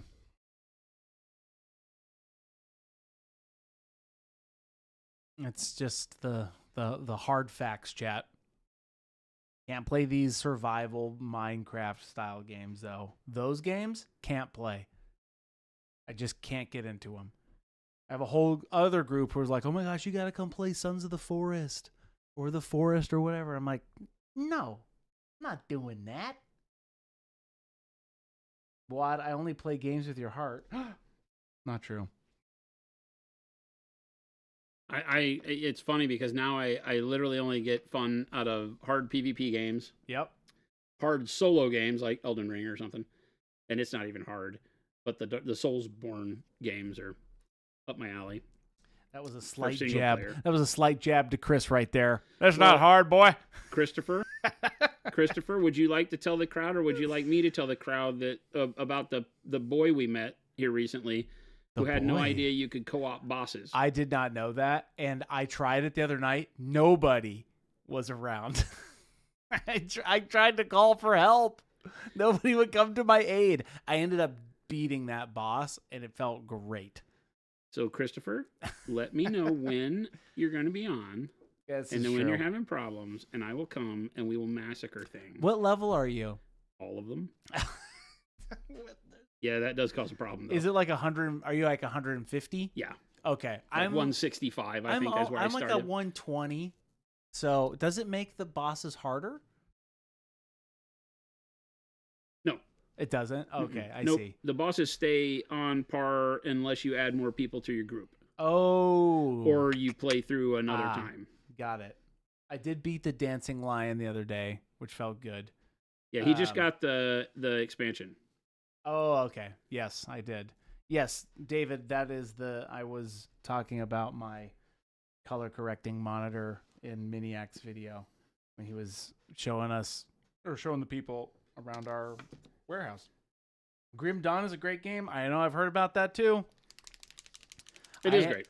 I'm waiting for I'm not Elden Ring. I'm waiting for Path of Exile to get good. The only problem with Grim Dawn is that I feel like it scales its difficulty very quickly, so that before you've had enough time, it feels like before you've had enough time to have the grind not feel like a repetitive grind. Like, imagine that if you go from one zone to the next. Okay. In Grim Dawn, the difficulty scales so dramatically from one zone to the next that you kind of have to go back and play the previous zone again. You have to level up. Yeah, you have to grind to level up. It doesn't naturally progress you as much as you go through the story. So you hit walls very quickly past the point. And so then you have to go back and do the same content again and again and again. Yeah. Which is boring for me. That's the part I don't like about those games. I like those games, like Path of Exile, until that game is amazing, until it's not. But because at the end of Path of Exile, just this first run, I was really loving my build. I really like it. And now I just want the thing to be out and for real and out of alpha so that I can play the game. I feel like I don't know how best to say that because it's very you nailed it. But because right now what's hanging over your head is the looming doom of having to do it all again. I know, dude. Right? And I love because they're going to add the 3 chapters. You're going to have to play everything over again. And you already like your build, and yet the thing comes true that I'm not going to do the same build again. I like my monk build, but I'm not going to do it again. And that's where I'm like, okay, do I really want to do it again because I'm really liking it? So do I stop now playing, right? So that's kind of where I'm at, where it's like, okay, I might stop playing this game until it's real and then do the same build and really work at it, but I don't know. Bear, AMP hype. That's right. Right here. For all of you who didn't know or who are living under a rock. You live under a rock? Here is a link to the colors. Our AMP launch at Adepticon, and they'll be available early April. Get them when they're hot at Adepticon if you're going. And if you're not, stay tuned. We'll have more information on when those go live after the fact. Expected date of April 8th, Christopher. There it is. April 8th. You heard the man? April 8th. Keep an eye out. We voted, and we said the 8th. It should be shipping out. This wave should be shipping out to retailers in North America and distributors worldwide by the 3rd of April, assuming they get their orders in. We can't order for them. Yep. Reach out to your local store and demand the best paints in the world. Demand the paints. Alex, I played Witch in PoE2. I played at the end. I had this really cool. Ooh. I had this really cool build. But I'm going to use one of the new washes. It's only going to be on a little limited area. On this? It's going to be on a little limited area, but I'm going to use the petroleum brown wash because people were asking about it. So even though it's only on the little leather pieces that I'm doing, I'm going to use petroleum brown. I'm going to zoom in again for you. Petroleum brown. I played a witch. I played a bunch of warrior skeletons and zombies. He basically just has too many dead things running around on the screen, so it makes the whole screen freaking lag. I had 32 minions at one point if I get all the zombies up, and it's so fun. Ooh. Those are fresh off the press. So what areas are you going to paint? The little Just belt? the leather bits. Is the formula the same for the AMP line? Pretty much. There are a couple of colors that vary in thickness to give it a little bit more of a creamy feel. Dallas uses a 2-brush blending feel, so he likes Dallas being the art and creative director for Atomic Mass Games. He'll be on here tomorrow, so he can answer a lot of the questions of why he chose to have the line work the way that it does. But for all intent and purposes, if you didn't know any better, it feels exactly like Pro Acryl. I don't have to do anything different. The finish is lovely.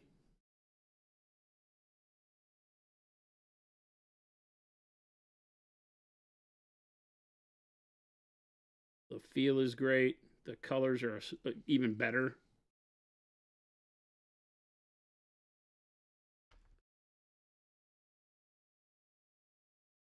And I'm just using the wash and painting it on.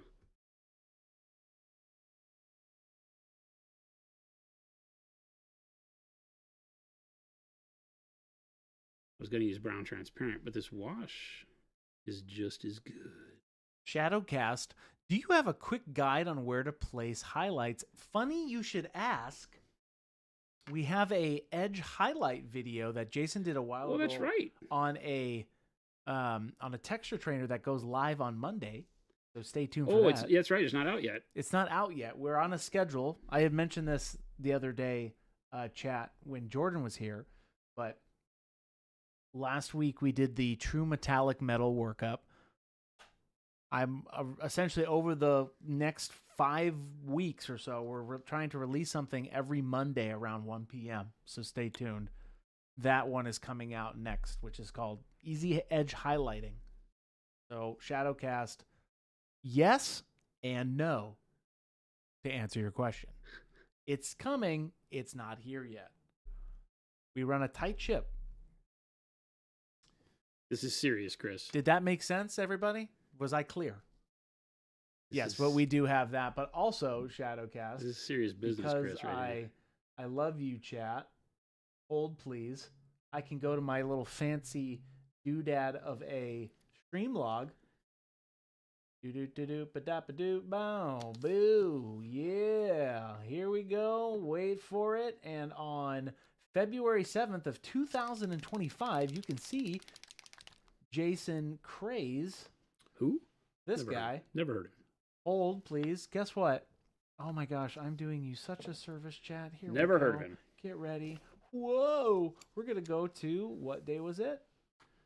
Drum roll, please. Drum roll, please. Oh, that's not a drum roll. That's a clap, but I'll take it anyway. Here you go. Sorry, chat. We used to be professional. That link right there. Shadowcast. Check that link out. We used to be professional, chat. We used to be. Check that link out. That will show you. Then somehow we got serious business, Chris. That was our big giveaway one, too. So that's when we were having a little too much fun that day. And there was some realness in there. So, anyway. Wait, Chris, did they raise your boat after sinking yesterday? They did. Chat has... The waters have become calm. Oh, Jesus. And we, the people, we, the roaring ocean, we, the chat... Das Fizzler, fired. You are fired. Das Fizzler! You're fired. Why would you bring that up? Das Fizzler, I don't know why, but just to bring this back to center. Why would you do that to me? Me! I do great, grand, and glorious things with and for you. Chat, we the people are the water. He says sorry, question mark? That's great. We the people are the roaring waters underneath You're not sorry. Monument Hobbies, These people the boat. hate me. What is going on in my life? Jason will navigate I could have stayed home with the dogs. He could have. And you could have been stuck with me. So I don't know what's actually worse, chat. I have an emergency stream kit now that I've decided to bring to work in case nobody can. So that you always have an entertaining show. Have I made myself clear? Yes, the two sets... there's going to be 2 sets of 9 new colors coming to Adepticon first and then later in April. If you want some more info on that, here is the landing page.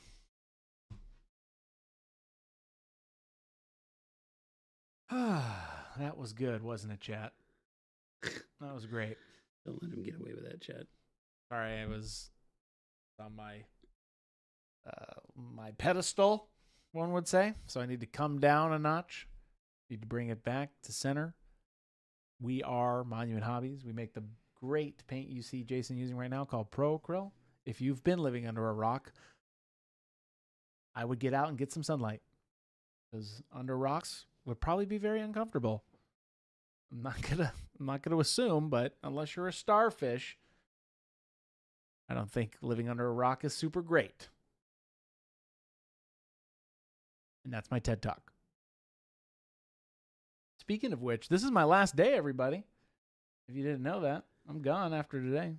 This is how you know he's a GPT. Good Chris and Evil Chris are getting both fired. I don't know how that happens, but the paint's called AMP. Yes, AMP Colors, Atomic Mass Paints. Tomorrow we'll have Dallas on, painting alongside Jason, answering all your questions. Him and Jason will answer all the goody questions from all the goody people. Have you lost your mind? Me? It's okay to say yes. We can get you the help you need. Have you lost your mind? Because I'll help you find it. Because you literally give... Oh, I'm not going to read that out loud. You almost got me. From Gabby Johnson from Blazing Saddles, A Run for His Money. That's hilarious. Many points to you. One of the greatest movies of all time. Freaking love that movie. What does AMP stand for? It is called... Hold, please. Atomic Mass Paints. Is Dallas the new producer? False, Panic Bomb, and your band. Dallas is from Atomic Mass Games. And if you were paying attention, Panic Bomb, he'll be on tomorrow, Painting with Jason. Panic Bomb, I still love you. I want that to be clear. I don't know about that anymore. I just want it to be clear. I want it to be clear. You're all in cahoots. And clarified. You're all in cahoots with little Billy. I know it. I want to clear and clarify while clearing that I still love all of you, chat, even though this meanie. Me? I'm not mean. What was it? Amenities? That's what it was. I have a lot of amenities. Here's a roadside miniatures question. Does using Noosh give us the ability to do similar things like we can with oil washing and reactive Yes. redactive techniques? Yes. We Nice. call it a subtractive That's a great question. weathering medium. If you watch the video where I do the dreadnought, it goes over all of that in detail with how to kind of, because I was very heavy-handed. I wanted to make sure that in the video we showed everybody. So I glommed on a bunch. So unlike an oil where it has a heavier viscosity than an oil wash, obviously, because an oil wash is very, very light, right? Very low viscosity, more like a watery thing. You put it on there, or you put a dot on, then you use mineral spirits, wipe it away, and you're going to get less of a tent strength. Noosh will allow you to do that, so you can thin it way down however you want and have it be very slight. Or you can use it like I did on here, because this was what we call our bruised white. It was very, very, like, almost bright olive flesh. It read as like a clean Death Guard white, if that makes sense. Then we used black brown, and I just took a brush loaded with Noosh and black brown mixed together and slopped it all over the whole guy, and then the makeup sponges and took it off, and you can see the high tent strength it had, to where the black brown gave it a very good weathered surface from the get-go and did so much of that multi-layer of what you'd have to do with an oil wash to get that build-up done. When we're painting, grimdark or fantasy models and things like that, you might not want to take the time that a standard scale modeler would on a tank to do multiple layers and passes of oils. You can just do it in one, bam, real heavy. And then go back with burnt sienna and yellow ochres, you'll see, and do a dot and then pull the dot down with a wet brush with just water to get streaking done and all of that. And it gives you the same dragging your opacity lower as you thin it through your brush stroke more. So you'll get more opacity at the beginning and less at the bottom, which gives you a nice consistent streak rather than trying to paint it on. So it does everything that you want from an oil. It is a little bit of a different feel because it has a heavier viscosity to it. You can thin it to be lighter, but as an acrylic in that medium, it's always going to feel a little bit heavier and move around a little bit differently, but it gives you the same outcome. So playing around with it and learning how to use it will give you fantastic effects. Works great. Jason? Sir, yes, sir. It's about that time. Man. Are you telling me we got to go? It's about that time. I run a tight ship. What? Do you really, though? I do. All right.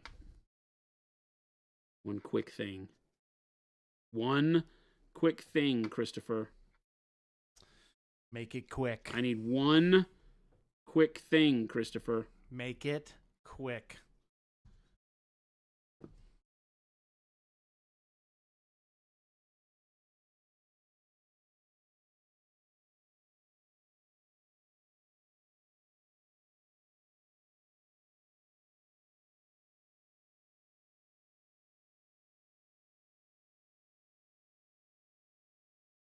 I had to paint the claw or bone or whatever the heck that thing is on his chest there. I run a tight ship, chat. He lies Not today. a lot, too. Today? Oh, today's very important for you to get out of here. Oh, yes. And also, Chris runs a tight ship. More importantly, chat. Evil Chris kind of sucks, Mo. What? False. It's false. I'm with him. I feel like Evil Chris, we might want to rehire the old Chris. No, he's gone. Just saying. He's dead. Just saying. He's dead and gone, chat. We might want to rehire the old Chris. Hey, for all of you who are just tuning in, we're about to end the stream. We are. Tomorrow, though, please come back at 2 to 4 p.m. Mountain Standard Time. We will have Dallas from Atomic Mass Games and Jason painting together live on stream. Jason is going to be painting, talking. We'll have questions for Dallas. If anybody has questions on the new paint range, we'll kind of all go through that tomorrow. We're very excited. for this launch to be out there in the world as of today. So if you didn't see the good news is hold in that link right there. And yeah, God bless America. That's it. And I stand by it. Oh, I don't know how we wound up in this spot, but I really love that you guys are here suffering with me. Thank you so much, guys and gals, for hanging out on the show. Hopefully you learned a little bit, got some inspiration. We had some really great conversations. I really like when we get into the more of the whys of, why we paint the way we do, what it takes to get your mind right, to get you through a session. I love it. Mm-hmm. Good stuff. As always, thank you for bringing the good content, chat. Your questions are much appreciated. Make sure if you did have a question that we missed today, it was pretty hectic as we were discussing the new paints and the AMP line and things like that. If you feel like we missed your question, we don't mean to, bring it back with you tomorrow and we'll get to it as soon as we can. Make sure you follow all the links that Chris is putting up in chat right now. The Monument Hobbies link and the FLGS link will locate the places closest to you where you can buy Monument Hobbies products. We'd love you to give us a shot. I think you'll love the paints, the brushes, and all the wonderful stuff we make. We use it all. We don't make anything we won't use, and we use it all live here every day. That's right. So join us Monday through Friday from 2 p.m. to 4 p.m. right here at the same time, same bat channel, and we'll do it all over again tomorrow. We are tomorrow with Dallas, and then Monday, and then it's Adepticon. So there's only 2 more streams before Adepticon, I think. Yeah. Right? That is essentially it. 2 more streams, chat, before Adepticon, and then it'll be gone for a week. So get it while it's hot. We'd love to see you back. Make sure to check out the YouTube to catch up with any of the past streams and content that you may have missed, as well as the Discord, where we have a tremendous amount, 5,400 and some odd freaking amazing artists just like you guys out there sharing their works, what they're having for lunch, their pets, crazy bad jokes. It's a great community. Come hang out, meet friends, get inspired, and hang out with. So we'd love to see you over there. Make sure you stick around for some more hobby goodness as Chris finds us somebody to raid. Show some love in the channel we wind up in, and we'll catch you back here tomorrow. Adios, gang.